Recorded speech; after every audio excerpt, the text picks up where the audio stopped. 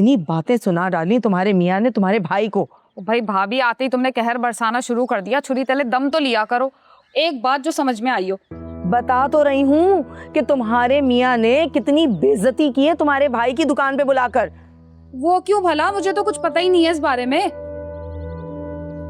तुम्हारे मियाँ का कहना है कि तुम्हारे भाई ने हिसाब किताब में डंडी मारी है। वो कह रहे हैं कि जी रोजाना की सेल उनकी ₹1,00,000 की होती है और 3 दिन की सिर्फ ₹1,00,000 की हुई है। तो क्या भाई ने सिर्फ ₹1,00,000 रखे हैं मिर्जा के हाथ में? नहीं, 1,00,000 से ऊपर ही दिया है, बल्कि शायद 2 के करीब करीब ही होगा। हे भाभी, क्या करते हो तुम लोग? बड़ी मुश्किल से एतबार किया था उन्होंने मेरे ऊपर। तूने क्या कहा था? तूने ये बात कही थी ना कि जितनी भी सेल होगी आधी तुम्हारी और आधी मिर्जा की। अरे तो बंदा सोच समझ के थोड़ी सी डंडी मार लेता है। 6,000, 10-12 हजार का घपला तो पता नहीं चलता। मतलब तुम लोगों ने इतने पैसे चुरा लिए, लालच की भी इंतहा होती है भाभी। लो भैया, भला ऐसा सुनहरी मौका कहाँ मिलता हम लोगों को।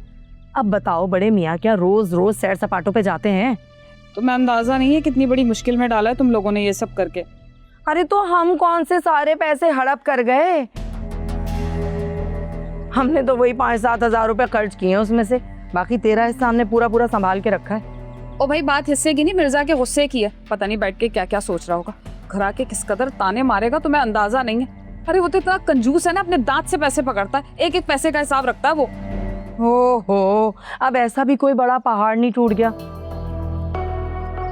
ये तो चंद हजार का नुकसान हुआ है, और वो जो करोड़ों का नुकसान हुआ था जब उनकी दुकान जली थी वो।